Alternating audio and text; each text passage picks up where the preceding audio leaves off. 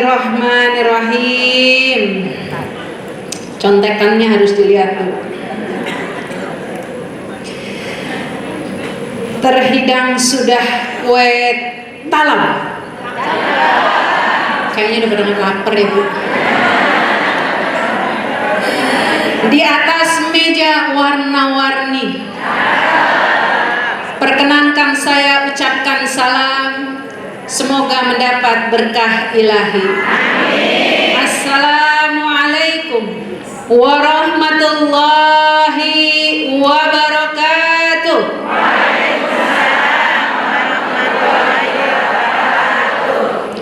Innal hamdalillah nahmaduhu wa nasta'inuhu wa nastaghfiruh wa na'udzu billahi min syururi anfusina.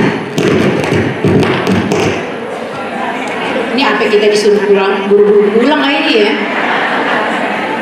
Ada yang belum masak kayaknya nih. Wa min sayyiati a'malina may yahdihillahu fala mudhillalah wa may yudlil falan tajida lahu waliyyan mursyida. Rabbi israh li sadri wa yassir li amri wahlul 'uqdatam min lisani yafqahu qawli. Rabbana zidna ilman nafi'an warzuqna fahman wasi'an. Yang sama-sama kita banggakan dan kita hormati guru kita yang sejak tadi memberikan nasihat kepada kita, walaupun beliau sudah meninggalkan tempat ini, tanpa mengurangi rasa hormat kita kepada beliau, gurunda kita Dr. Haji Muhammad Hidayat Nur Wahid MA, dan juga kepada Ketua DPW DKI Jakarta Ustadz Dr. Andes Haji Khairuddin MSI, dan tentu Dr. Hajah Kurniasih Mufidayati MSI. Tidak kalah penting Ibu Lili Solihah sebagai Ketua Forsitma di DPP PKS Jakarta, yang insya Allah kita doakan semoga beliau dalam keadaan sehat walafiat. Dan tentu yang saya banggakan, alhamdulillah ada di sini Ketua BPKK DPW DKI Jakarta Haja Anita MPD. Beliau kakak saya Bu, jadi mohon dimaafkan ya Bu Aan, ini adiknya kurang sopan kalau ada di atas. Dan juga Ketua Forsitma DKI Jakarta Haja Zahrina Nurbaiti MM, yang beliau adalah adinda saya dan beliau mengundang saya. Kayaknya salah tempat nih Bu, saya diundang Bu ya, jadi mohon maaf ibu-ibu kalau ada hal yang kurang berkenan. Dari awal sudah minta maaf duluan sebelum diomelin.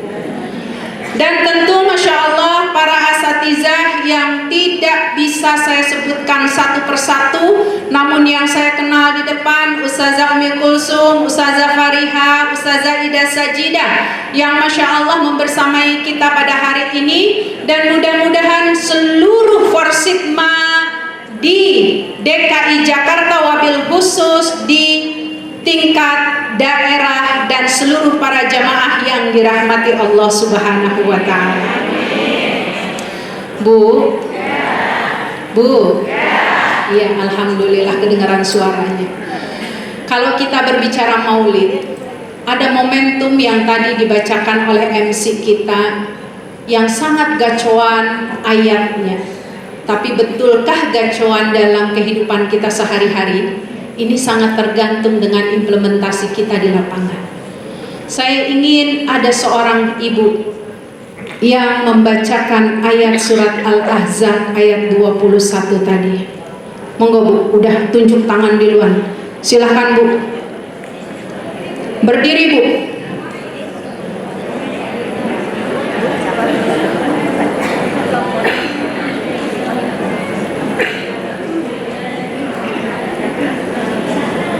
Sebentar, tunggu Bu. Kita interaktif ya Bu. Yap. Yang nyantai.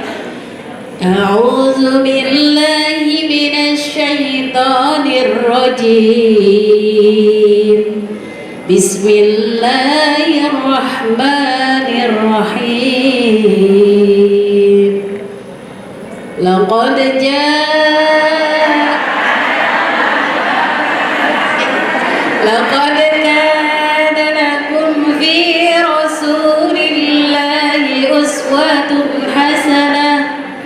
uswatun hasanatun liman kana yarjullah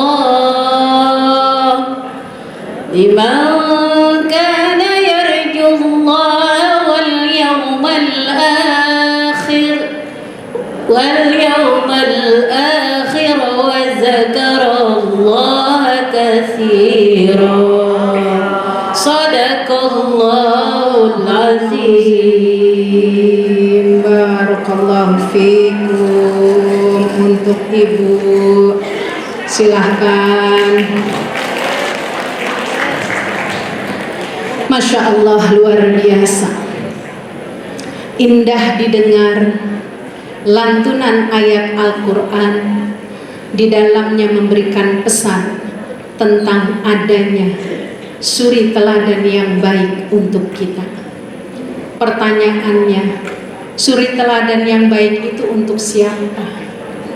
Kalau bukan untuk umatnya baginda Rasulullah Sallallahu Alaihi Wasallam. Beliau mulai dilahirkan sampai wafatnya hanya mengenang satu, yaitu ya ummati, ya ummati, ya ummati.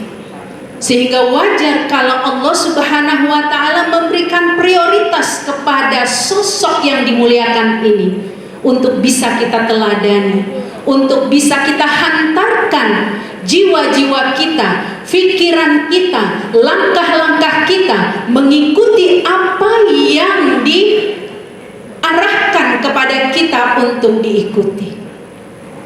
Ma nahaitukum anhu fajtanibuhu wa ma amartukum bihi fa'tu minhu mastata'tum.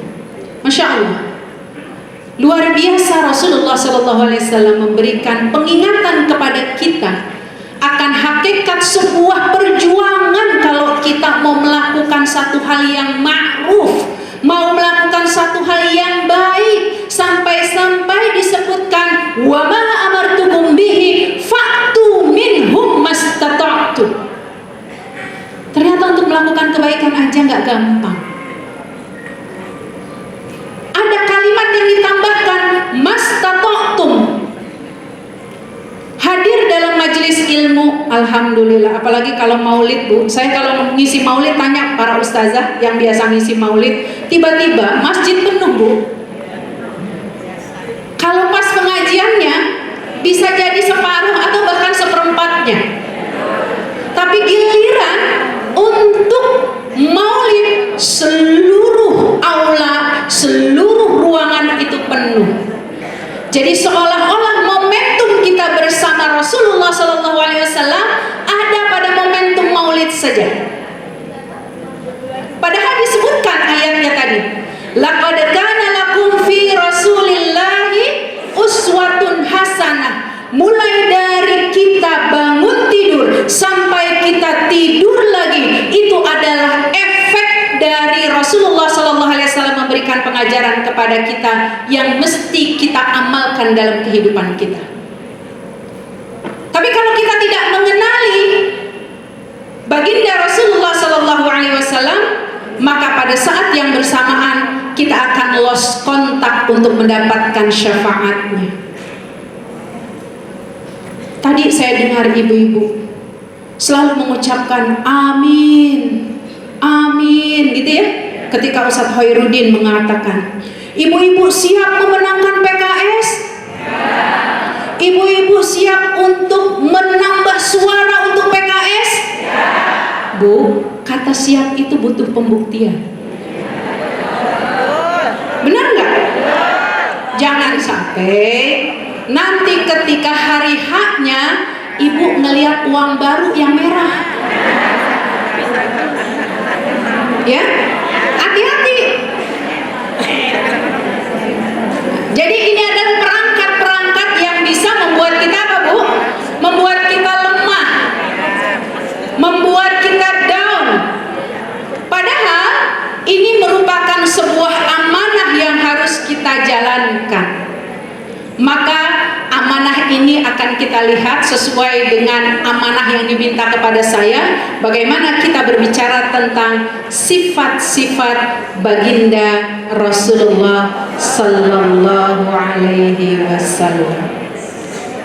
Silakan, sifat yang pertama. Monggo Bu, Masya Allah luar biasa, udah tunjuk tangan yang di depan. Berdiri. Silakan Bu. Sidik. Iya, sidik yang mana Bu?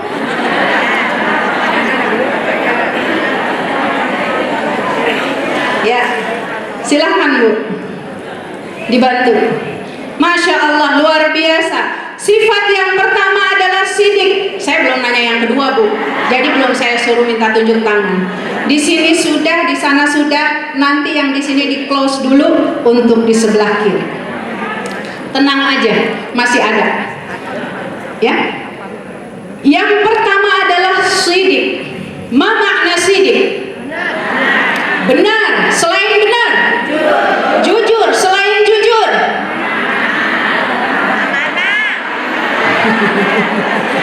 Dia juga ya Bu ya. Jadi salah satu sifat yang dimiliki oleh baginda Rasulullah Sallallahu Alaihi Wasallam adalah sidik. Pakai shot Bu, jangan pakai sin ya Bu, nanti beda arti. Kalau kita sebut asli dengan asli beda. Asli pakai shot. Jadi ini madu asli. Begitu diminum, nggak taunya banyak ampasnya. Benar, karena madunya pakai es.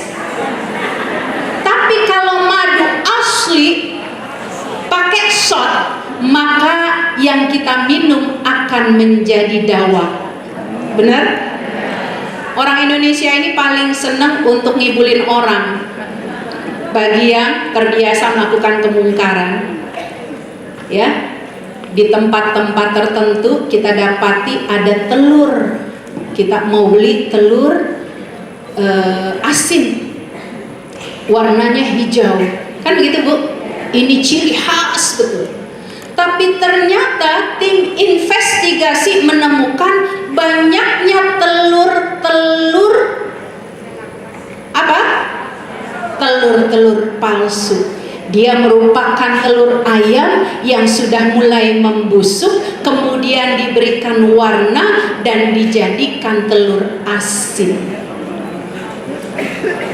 Ini ada salah satu cerita. Seorang pedagang, dia ingin cepat laris tapi punya dana yang minimalis. Apa yang dia lakukan? Dia cari tikus-tikus. Dan ini terjadi di DKI, jangan salah loh. Tikus-tikus yang kemudian dikemas sedemikian rupa. Tikus-tikus ini dijajakan seolah-olah dia menjual ayam bakar. Ketidakjujuran dalam melakukan transaksi-transaksi. Man ghassana falaysa minna. Barang siapa yang melakukan penipuan, tidak ada kejujuran, maka sungguh mereka bukan bagian dari umatku. Benar Bu? Ya, betul. Jadi ibu-ibu yang dirahmati Allah Subhanahu wa taala, dalam kaidah sidik ini Rasulullah Sallallahu Alaihi Wasallam memberikan gambaran pentingnya bagi kita umatnya untuk mengikuti keteladanan dari sikap kejujuran. Hati-hati saat tukang kredit datang, anak kita yang mau bukain pintu, yang ketawa berarti yang pernah melakukan. Ada tukang kredit datang minta cicilan. Ketika anak mau bukain pintu, bilang sama anak, nak, mama nggak ada ya, bilangin mama nggak ada. Padahal ngaji di majelis taklim puluhan tahun. Benar? Betul. Apa artinya? Keteladanan kita itu muncul hanya ketika maulid bersama ibu-ibu semua. Inilah yang harus menjadi pengingat bagi kita, bahwa laqad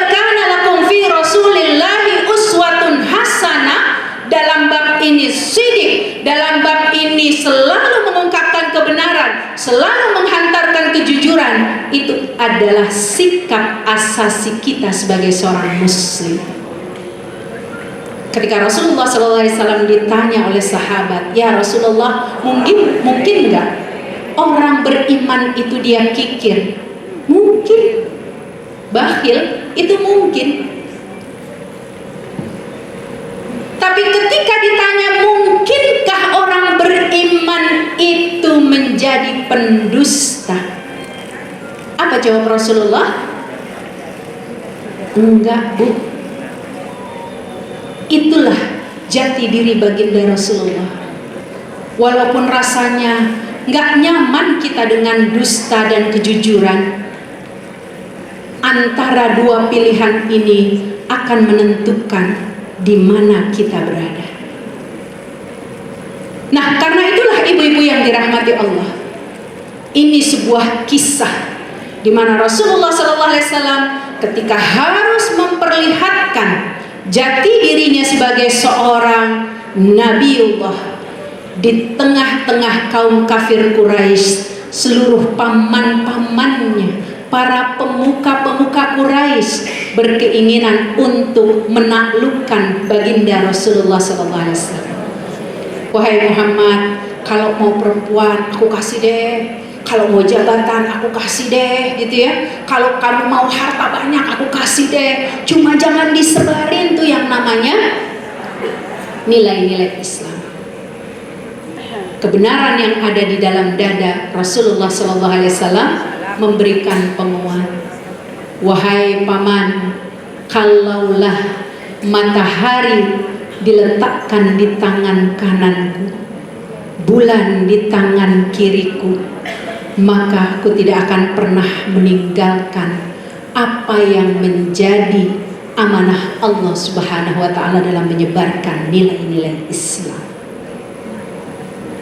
Jadi ibu-ibu, banyak di antara kita dalam kondisi kejujuran ini masih perlu berproses, perlu menghadirkan kenyamanan tentang berislam bersama baginda Rasulullah Sallallahu Alaihi Wasallam.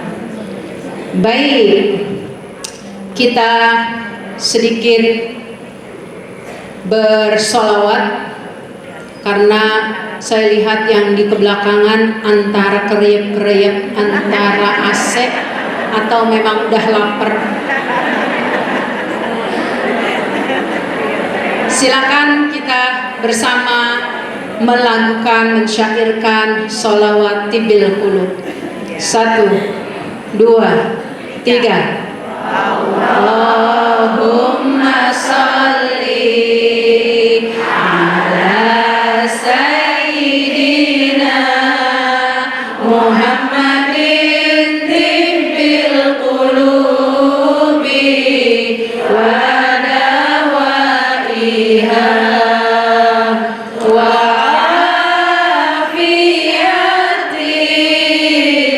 abdali wa shifaiha wa nuril absari wa diyaiha wa ala alihi wa sahbihi wa sallim. Allahumma sholli ala sayyidina Muhammad.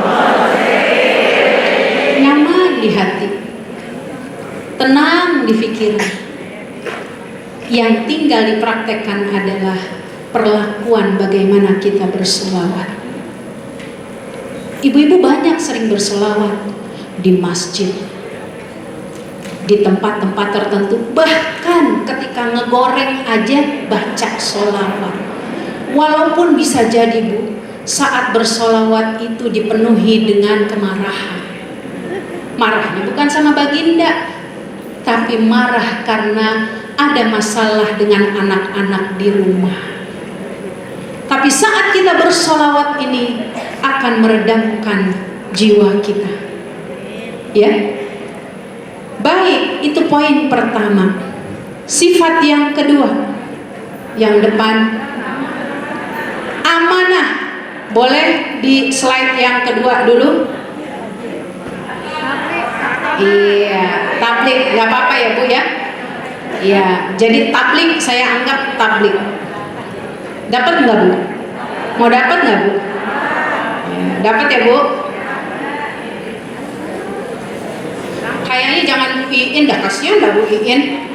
Kita sianan banget sama Bu Iin, maaf ya Bu Iin. Ya, yang kedua adalah tabligh.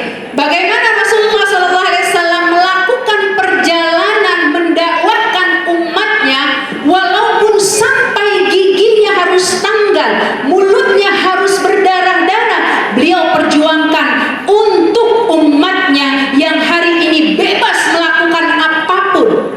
Sholat sudah tidak ada kendala. Ada kendala ibu-ibu di rumah? Berwudu ada kendala? Bertayamum ada kendala? Melakukan saum ada kendala? Banyak kendala-kendala yang tidak lagi kita rasakan sebagaimana baginda Rasulullah SAW rasakan pada saat itu.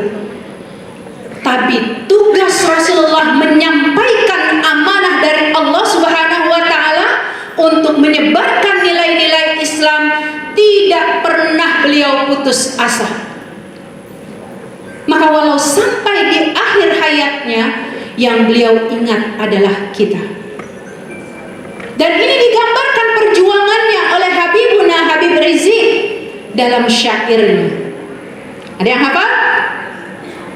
Rahatil atyaru tashdu filayalil maulidi wa barikun nuri abdu bin ma'anil ahmadi wa barikun nuri abdu bin ma'ani ahmadi wa barikun nuri abdu min ma'ani ahmadi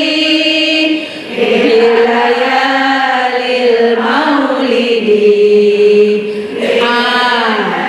lil maulidi Abdullah nama ayahnya, Aminah ibundanya, Abdul Muthalib kakeknya, Abu Thalib pamannya, Khadijah istri setia, Fatimah putri tercinta, semua bernasab mulia dari Quraisy ternama.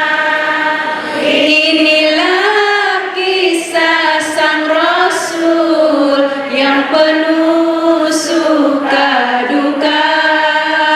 Inilah kisah sang Rasul yang penuh suka duka, yang penuh suka duka. Syair terakhir Bu bukan menyebutkan tentang sukacita, tapi suka duka untuk bisa kita ambil pelajaran bahwa sampainya Islam ke kita pada saat ini bukan perjalanan yang dipenuhi dengan mawar dan melati, bukan dipenuhi dengan bunga-bunga yang harum saja, tapi dilewati dengan onak duri oleh baginda Rasulullah SAW. Maka kalau kita hari ini sebagai para pimpinan majelis taklim, sebagai jamaah dalam majelis taklim, hanya untuk ikut dalam majelis taklim terkendala karena kaki sakit, pinggang sakit, nggak mau selonjoran, gitu ya. Ini sangat disayangkan. Apalagi fasilitasnya banyak. Ada streaming, ada YouTube, ada Zoom. Dengan dampak COVID memudahkan kita untuk tetap menyebarkan nilai-nilai Islam. Siapa lagi yang akan menyebarkan nilai-nilai Islam? Sampai hari ini kita dapati sebuah penemuan, ada orang yang dia mengaku Islam, dia sholat di dalam satu musola di daerah Jawa Tengah, tetapi mereka mengajarkan tentang Al-Masih. Sholat mereka, tetapi ibu-ibu majelis taklim, ya, dihantarkan pemikirannya agar mereka sepaham dengan para penyiar agama ini bahwa tidak ada perbedaan antara Nabi Isa dengan Rasulullah SAW. Jadi mereka diminta untuk menyebarkan tentang nilai-nilai Isa Al-Masih tanpa harus mengobarkan nilai-nilai Rasulullah SAW. Buat kita yang nggak punya iman, buat masyarakat yang minimalis imannya, ini akan tergugah. Karena apa? Nabi Isa adalah Nabiullah yang nggak boleh juga kita menolaknya. Tapi ingat, al-yawma akmaltu lakum dinakum wa atmamtu alaikum ni'mati wa raditu lakumul Islam dinan. Allah menghadirkan Rasulullah SAW untuk menyempurnakan ajaran dan sekaligus sebagai penutup para nabi yang ada. Karenanya ibu-ibu yang dirahmati Allah, dalam syair Rohatil itu kita lihat bagaimana perjuangan baginda Rasulullah. Dalam perjuangan beliau itu harus melakukan hijrah yang luar biasa. Padahal beliau lahir di mana? Di Mekah. Kemudian hijrah kemana? Wafat di mana, Bu? Enggak kayak kita orang Indonesia.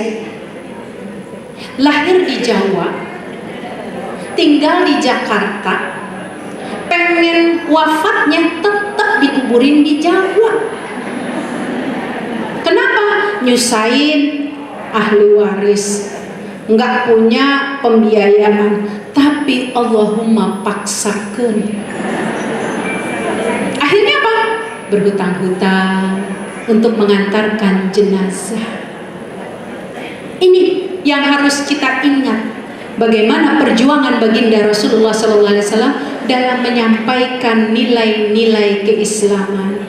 Apa yang beliau sampaikan, Bu? Kelembutan. Walau kunta fadlan ghalidhal qalbi lan faddu min hawlik. Kalau kalian itu kasar, kalau kalian itu temperamen, nggak bakalan ada orang yang mau ngikutin, kata Allah Subhanahu Wa Taala, mengingatkan baginda Rasulullah SAW. Jadi salah satu sifat yang dilakukan oleh Rasulullah mengajarkan, mendidik, memberikan pembinaan kepada umatnya itu dilakukan dengan kelemah lembutan, dengan kasih sayang, dengan cinta dan perhatian. Pernah sekali waktu ketika Rasulullah SAW terbiasa untuk menyuapi seorang Yahudi yang pada saat itu dia buta. Rumahnya nggak jauh dari Rasulullah, tapi Rasulullah SAW adalah rahmatan lil alamin ketika beliau memberikan pengajaran. Jadi nggak peduli baik kaum muslimin maupun orang Yahudi atau Nasrani. Saat itu berhadapan, beliau lihat orang Yahudi ini nggak bisa makan karena dia buta. Dia cari-cari makanan itu, sampai akhirnya Rasulullah setiap harinya meluangkan waktunya untuk nyuapin Yahudi ini. Nikmat betul ya kalau Rasulullah ada di sini, kita disuapin, Bu. Kita disuapin sama suami aja kayaknya Masya Allah enak banget dah ya, disuapin yang beb nih, disuapin satu suap gitu ya. Karena apa? Kayaknya ini suapan terakhir gitu ya. Besok belum tentu bisa masak. Begitu Rasulullah SAW wafat, ternyata digantikan oleh Abu Bakar As-Siddiq.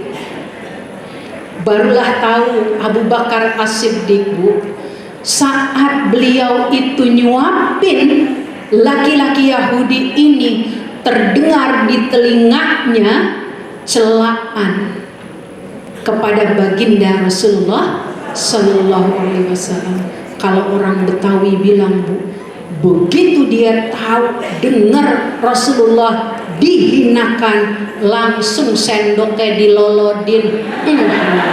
Emang enak loh. Apa kata Yahudi ini? Siapa kamu? Orang yang biasa menyuapi aku nggak model kayak begini. Kalau beliau yang menyuapi, apa yang masuk dalam tenggorokanku terasakan sampai ke lambungku. Masya Allah, Bu, saking barokahnya. Kalau kita makan aja buru-buru, sambil masak, makan lagi, sambil ngepel, ya Bu ya.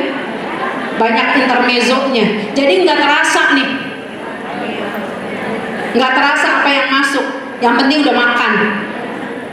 Tapi Yahudi ini mengatakan bahwa apa yang dimasukkan oleh seorang Muhammad itu terasakan di rongga leherku hingga sampai di lambungku. Apa jawab Abu Bakar? Sungguh dialah orang yang menyuapimu yang selalu engkau cela dalam dirinya. La haula wala quwata illa billah. Di sini, Bu, cara Rasulullah SAW menahan diri. Benar nggak, Bu? Padahal kalau bisa mah bersyukur gue suapin loh. Itu kita banget, Bu. Bersyukur gue kasih loh. Ya, biarin aja, rasain dia. Kalau kita nggak kasih, biar dia kapok. Ternyata enggak. Oleh Rasulullah SAW wajar akhirnya kehidupan beliau. Laqad kana lakum fi Rasulillahi, itu yang menjadi corong kita untuk berkuduah kepada beliau. Bukan hanya kita ketahui lahirnya di Mekah 12 Rabiul Awal, siapa suaminya, siapa istrinya, siapa ayahnya, ibunya. Walaupun itu bagian dari sejarah, tapi yang terpenting adalah implementasi kita di dalam menyebarkan nilai-nilai Islam sesuai dengan sifat beliau, tabligh. Menyampaikannya dengan cara apa? Bil hikmah wal mau'izatil hasanah. Dengan kelembutan, dengan hikmah. Kita nggak tahu orang yang di depan kita itu paham apa enggak. Ini digambarkan oleh Rasulullah saat beliau ke Taif. Di Taif diapain, Bu? Ditimpukin. Tanggal giginya, berdarah-darah mulutnya, sampai akhirnya malaikat Jibril mengatakan, "Ya Rasulullah, apakah kubalikkan saja negeri Taif ini supaya mereka menyadari?" Apa jawab Rasulullah? Baik. Ya. Apa kata Rasulullah? Jangan. Kesianan. Ya. Kenapa kasihan? Bukan kasihan karena memang mereka tidak paham saja, tapi Rasulullah SAW ingin memperbanyak umatnya. Ya. Allahumma yahdihim fa innahum la ya'lamun.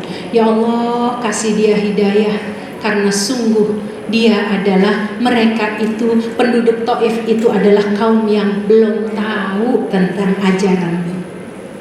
Ternyata doa Rasulullah SAW dikabulkan oleh Allah 10 tahun kemudian. Tidak ada satupun penduduk Taif kecuali berada dalam keislaman. Ibu-ibu yang dirahmati Allah Subhanahu wa taala. Next, kita lihat yang ketiga. Ibu-ibu yang sebelah sini mingkem dulu. Silakan yang pojok. Maju aja salah satunya.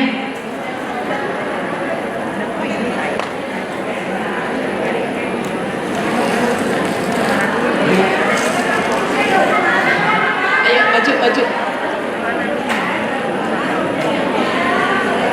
Apa Bu?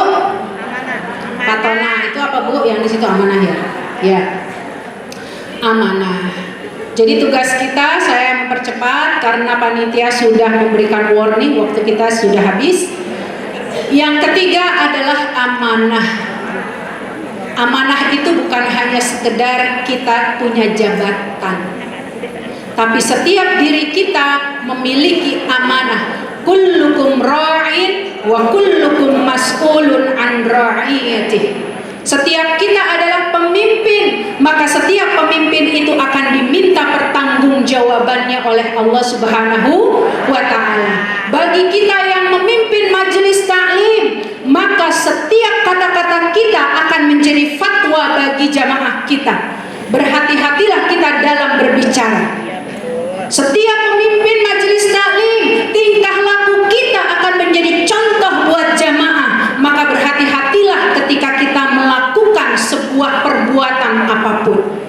Bagi para jamaah, bukan harus nekor ketika ketua-ketua majelis taklim, pengurus-pengurus di majelis taklim itu melakukan kesalahan, tapi di situ muncul watawasau bil haq watawasau bis sabr.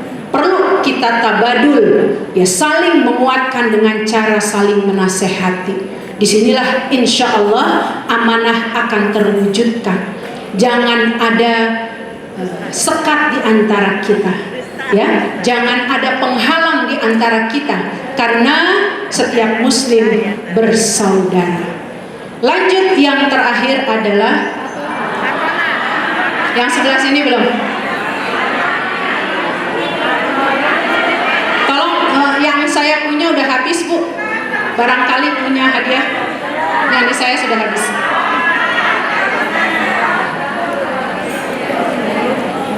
Ya. Ya, silakan. Fatona Bu. Iya, cerdas begitu. Maaf ya ibu-ibu, apa yang sudah kami sampaikan, ya. Jadi 4 sifat Rasulullah SAW. Pertama, kedua, ketiga, yang keempat, cerdik bukan cuma dia punya gelar. Banyak gak orang yang S1, S2, S3, S4 sampai profesor, bahkan jadi S-teler, tapi pemikirannya tidak mencerdaskan umat, tidak memberikan manfaat kepada umat. Seperti yang tadi disampaikan oleh kiai kita Ustadz Hidayat Nur Wahid, tugas kita adalah melayani. Jadi masing-masing kita harus siap melayani, termasuk kita di PKS. Di PKS itu siap melayani ibu-ibu, tapi jangan siap untuk dilayani kalau lagi kena musibah, kalau pas lagi nyoblos milih yang lain. Benar gak? Yang betul. Ingat Bu, setiap kata betul, setiap kata benar, setiap kata amin butuh pembuktian. Kita sepakat? Sepakat. Kata Ustaz Hairudin, nggak cukup kalau ibu-ibu doang yang datang. Maka aja samping kanan, samping kiri, depan belakang, atas bawah, untuk milih PKS. Jangan lupa Bu, ini lambangnya. Ya Bu, ini lambangnya. Jadi kalau ibu-ibu perkenalkan lambang yang baru ini. Jangan ibu-ibu cari nanti dipilih untuk nusuk pakai logo yang lama, nggak ketemu. Ibu-ibu yang hadir di sini berarti perpanjangan tangan dari para pengurus PKS, memperkenalkan kepada masyarakat tentang apa yang ada pada PKS. Inilah salah satu kecerdasan. Salah satu kecerdasan kita bagaimana terus berdakwah walaupun letih kita nantinya akan bernilai lillah di mata Allah, tapi sungguh ini akan menjadi support bagi kita semua, menjadi pembuktian bahwa Allah akan menolong siapa saja yang menolong agamanya. In tansurullah yansurkum wa yuthabbit aqdamakum. Terakhir, marilah sama-sama kita lantunkan sholawat Badar. Salatullah salamullah ala Toha Rasulillah. Salatullah salamullah ala